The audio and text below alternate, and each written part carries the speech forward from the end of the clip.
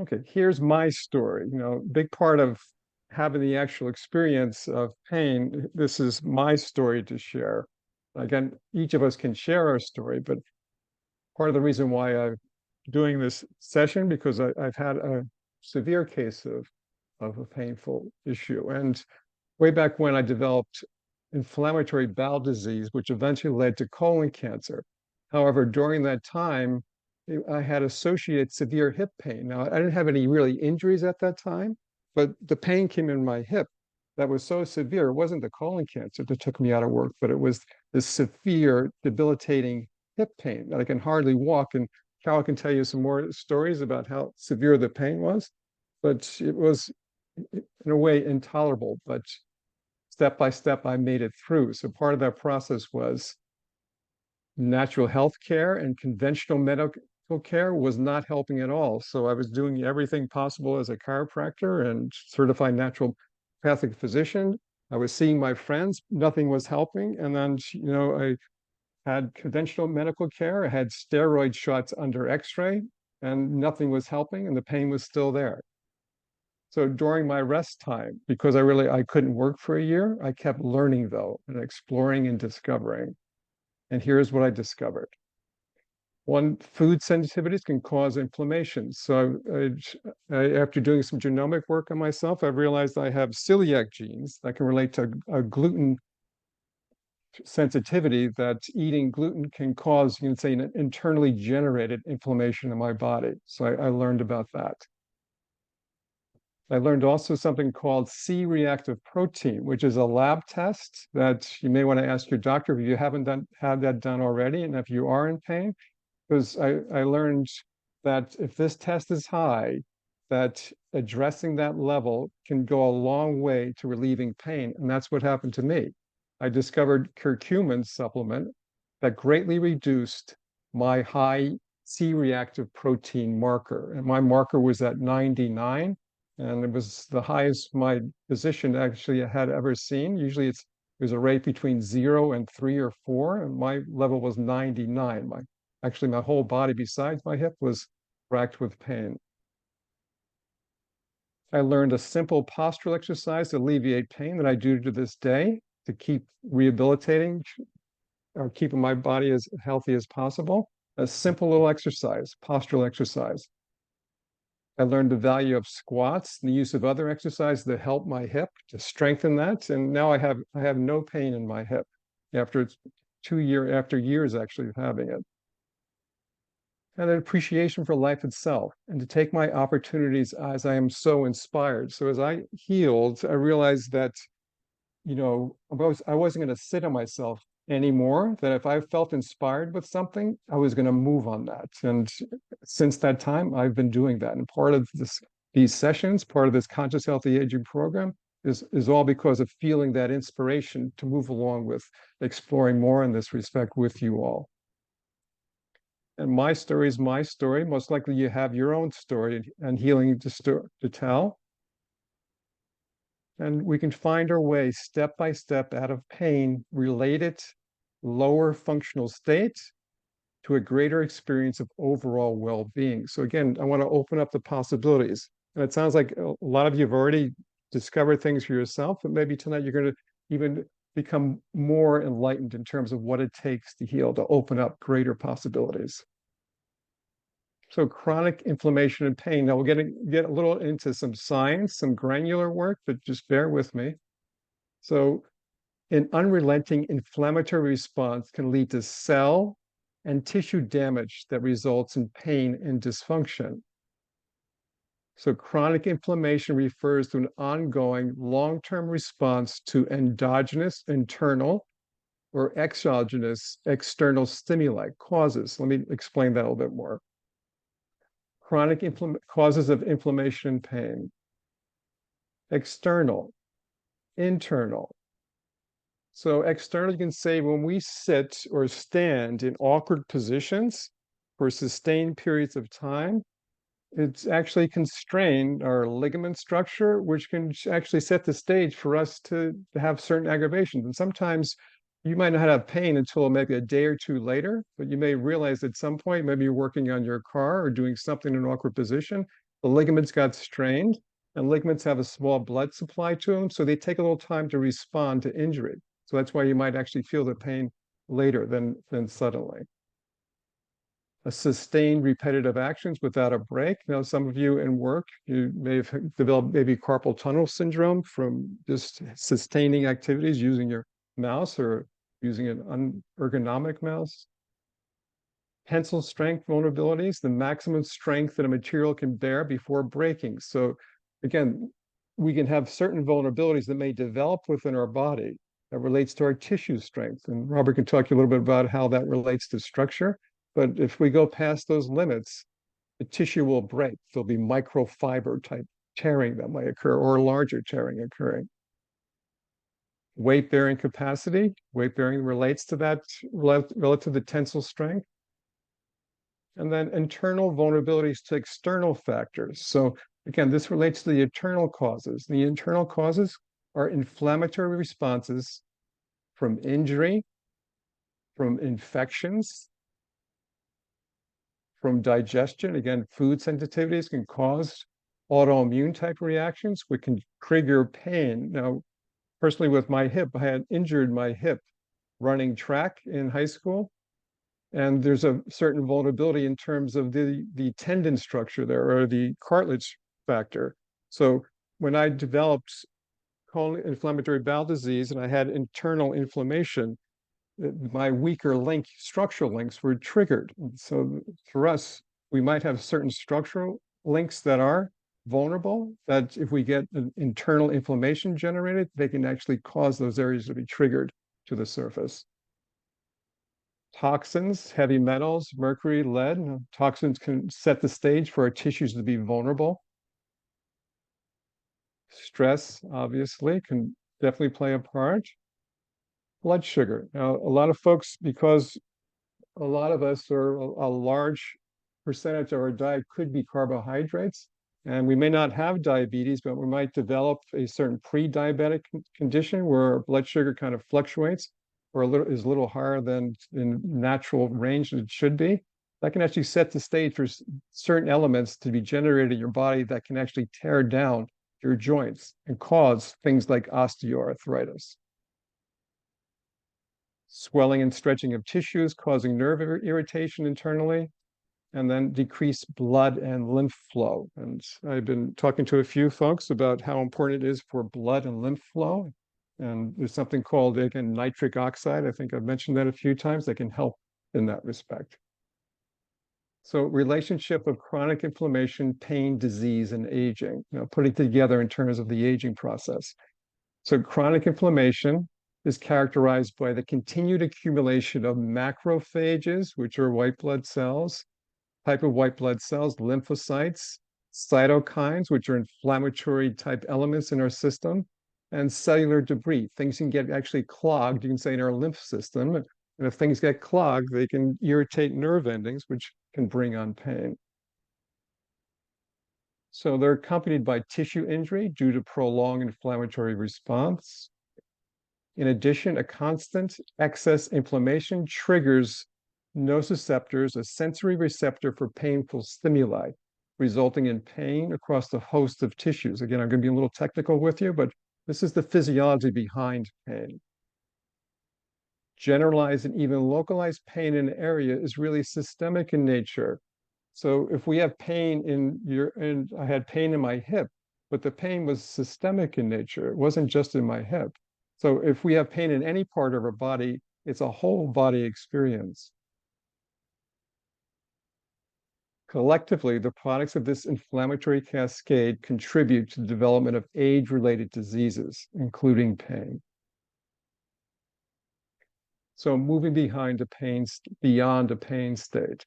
There's the pain state, there's recovery, and then there's health optimizations. Let's go through each one of these. Pain state. Acute pain or flare-up. We know when that happens, there's a high level of sensitivity. And sometimes we wish it would be gone sooner than later, but sometimes we have to weather that high pain state. I know I did. And managing inflammation, not having the body tip into pain response. So learning how to find your most restful positions your state of rest, which relates to actually just coming to a point of stillness, you can say. And you have to get to a place where the body's not so easily irritated. And that really relates to having a time of rest. And sometimes when we're in a very painful state, that's all we can do, to be still. But then we want to move into recovery. So recovery relates to regaining perspective of cause and effect, becoming conscious. Again, we're talking about conscious health, becoming conscious of what are the actual causes and what are the effects of those causes.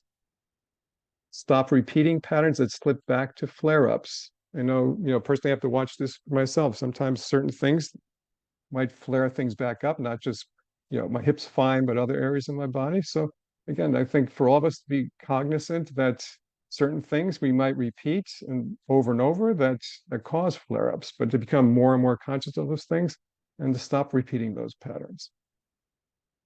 Conscious resilience and strength training. So this is where it comes in, where you recognize, hey, if I do this, this is what's going to happen.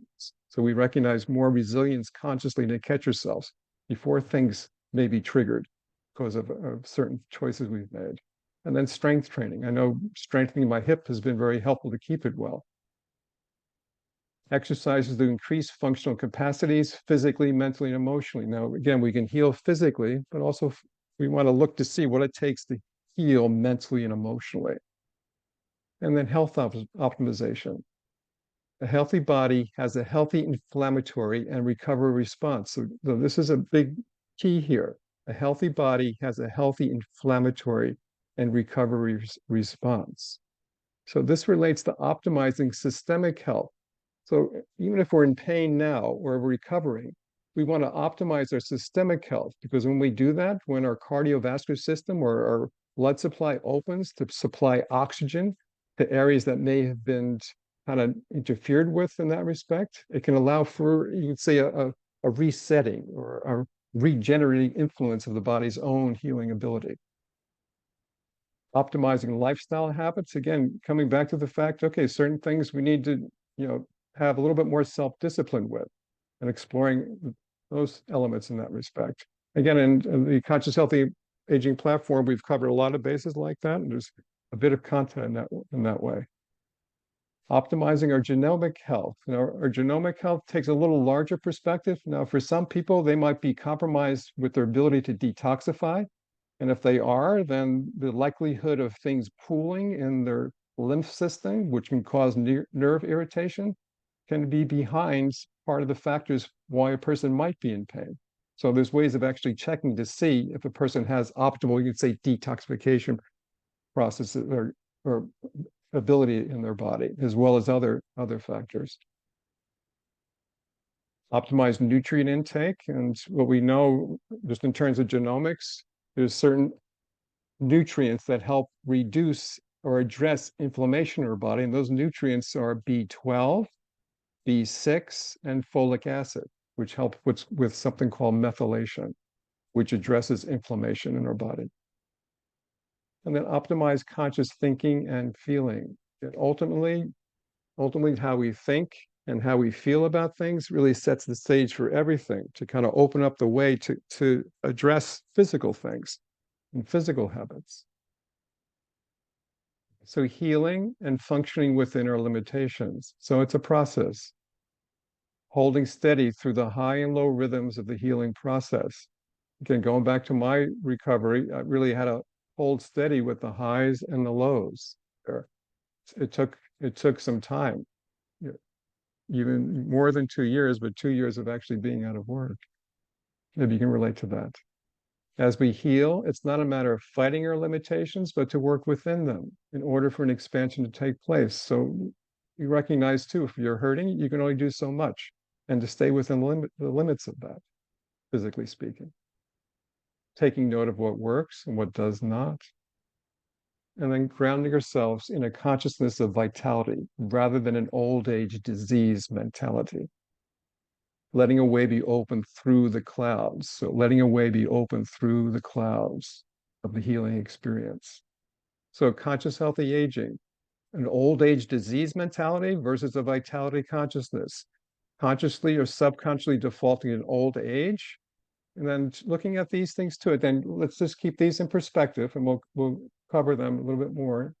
But having a certain default consciousness that my body's deficient. Now, even though you might be in pain, you think about all the myriad of thousands, trillions of processes happening in your body, even while you're in pain.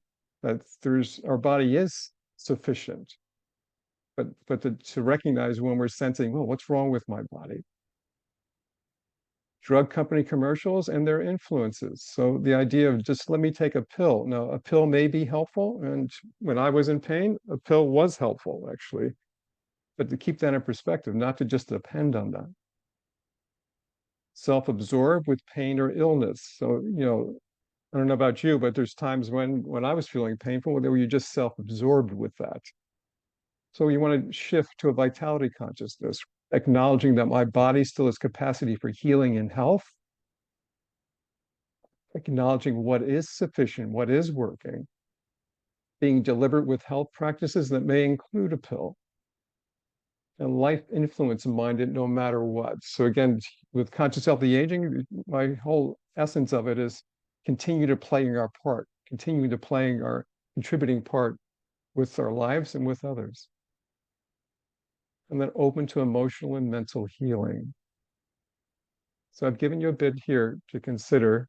So let's just see if we can just have a little meditation to digest what I had to say. So again, with our meditation, usually I have all of us, you put your feet flat on the floor and, putting our hand over our hearts, if you're comfortable with that. Usually I advise folks to put their left hand, their receiving hand over their heart, and you can put your right hand over that if you're comfortable with that, or you can just leave your arms to the side.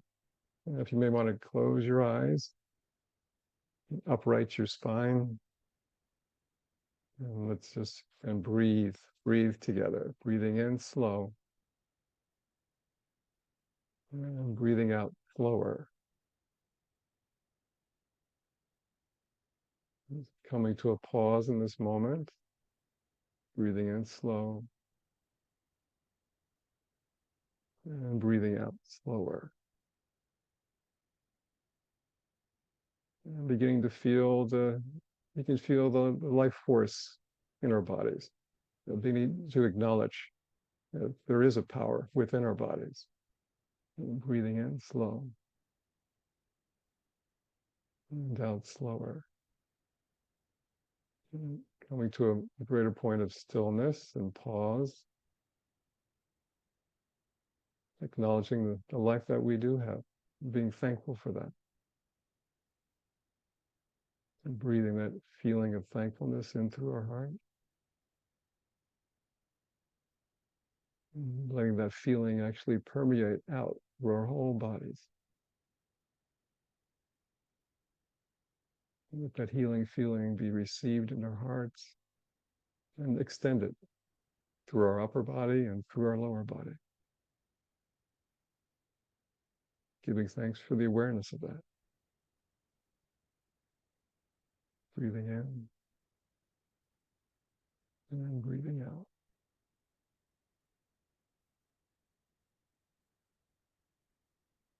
In a certain respect, there's a current of, you can say, love behind all of our life metabolism processes, and that's constant. It's a constant influence of love's way finding its way through our body. It allows our mind to be open to a sense of possibility, sense of sharing, sense of realness, a sense of letting go. Letting go to the moment that all is well.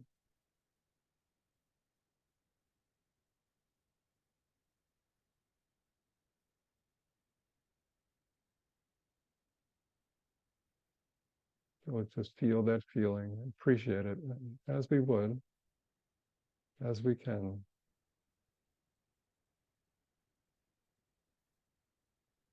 Giving thanks for this moment together, considering these things for a greater sense of well-being individually and together. That as elders, we may extend a healthy influence into the world, no matter how we feel physically.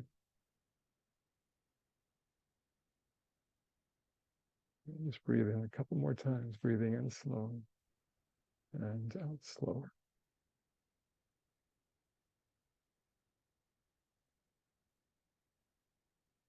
Okay. When you're ready, you can drop your hands and come back to together here. And let's consider these next steps here. Let's personally consider. We learn by reflecting on our experience called a learning loop. So what insight has been most valuable to you? So actually we learn by reflecting on our experience. So consider what insight has been most valuable to you. Just take a moment to consider that for yourself.